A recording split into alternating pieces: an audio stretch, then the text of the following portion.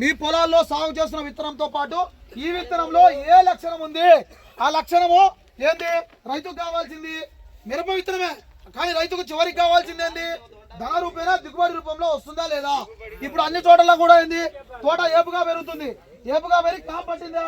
ఎక్కడ కూడా కాపు పట్టలేదు మా పర్యవేక్షణలో. ఇప్పుడు ఈ బీజ్ విత్తనం అయితే కాపు పట్టింది, ఒక మొదటి కోత సిద్ధంగా ఉంది ఒక 10 రోజుల తర్వాత. సో ఈ మాట నిజమా అబద్ధమా మీరు చెప్పండి. కాపు ఉందా లేదా ఈ తోటలో? విత్తనం ఈ విత్తనం వేసుకోదగ్గ విత్తనమా కదా చెప్పండి.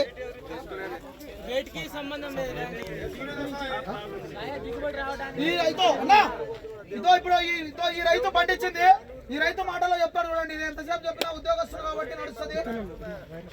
చెప్పు సార్.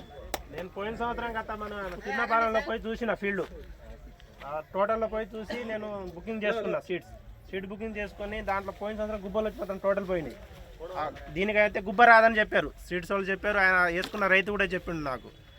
అటు నుంచి నేను 20 ప్యాకెట్లు బుకింగ్ చేసుకుని వేసుకున్నా. ఈ ఎనిస్టా జీరో భీస్మా అన్నది ఒక్క చెట్టు కూడా గుబ్బలేదు నా దాంట్లో. వేరే దాంట్లో చావు చెట్లు వేసిన అక్కడక్కడ వేరే సీడ్ అది, దానికి బొబ్బెర వచ్చింది లేదని దీనికైతే బొబ్బెర రాలేదు.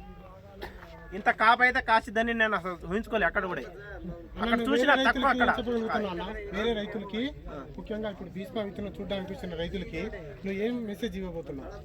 నేను 5 ఎకరాలు వేసిన అండి. 5 ఎకరాలు ఏ రకాలు వేసినారు చెప్పండి. 5 ఎకరాలు వేసిన, 2 ఎకరాలు ఏమో భీష్మ వేసిన, ఇష్టం వాళ్ళది భీష్మ.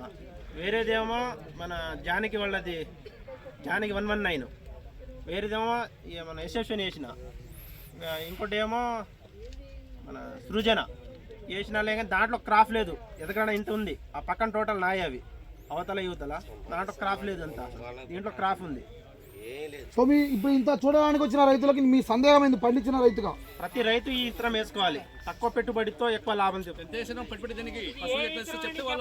దీనికి నేను స్ప్రే చేసే కూడా 10 రోజులకి ఒకటేసారి స్ప్రే చేస్తున్నా. అడుగు మంది 2 సార్లు పాటు చేసిన అంతే. దీనికి పై మంది ఉంటారు, కింద మంది అడుగు మంది ఎంత వేస్తున్నావు? అడుగు మంది అంటే మన ఇష్టం అది. ఎన్ని కట్టలు వేస్తే వాళ్ళు వేస్తారు అట్లా. అట్లా రైతు ప్రతి రైతు వేసేటోళ్ళు వాళ్ళు తెలిసింది లేదు.